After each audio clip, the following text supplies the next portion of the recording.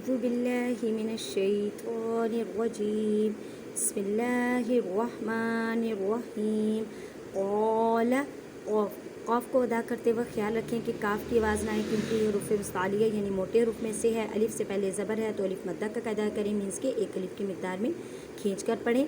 اتستبدلون الذی, اب دیکھیے با ساکن ہے, با جزم ہے, جزم والے حرف کو ساکن کہتے ہیں, اور ساکن جب حروف کلکلہ میں سے ہے تو اب یہاں پہ کلکلہ کریں. کلکلہ کا مطلب ہے ہلا کر پڑھنا. اتستبدلون الذی, اور ساکن سے پہلے پیش ہے وہ مدہ کا قاعدہ کریں. اب یہ دیکھیں الف ہے, یہ رسم الخط ہے, مینس قرآن پاک میں ایسے حروف جن پہ کوئی حرکات نہیں ہے وہ پڑھنے میں لکھنے میں آتے ہیں لیکن پڑھنے میں نہیں آتے. نون کو لام مشدد کے ساتھ ملانا ہے, مضبوطی کرنی ہے, اور لام کو 2 مرتبہ پڑھنا ہے. زال کو نرمی سے پڑھیں اور زال پر یا مدہ کا قاعدہ کریں, مینس کے ایک الف کی مقدار میں کھینچ کر پڑھیں.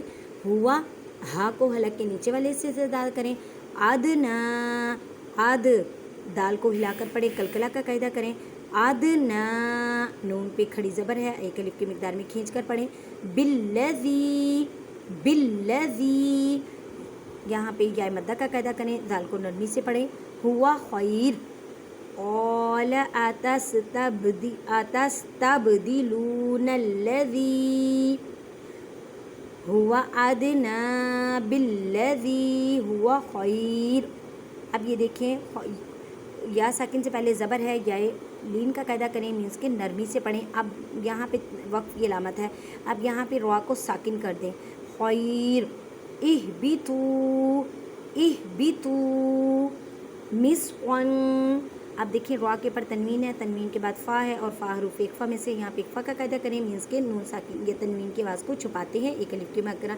مسعن نہیں کہنا, مسعن, مسعن.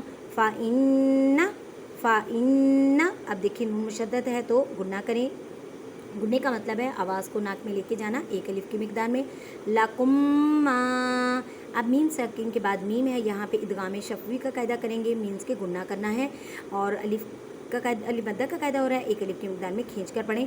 لکم ما سألتم وضربت علیہم الذلۃ, علیہم الذلۃ والمسکنۃ, والمسکنۃ وباءوا.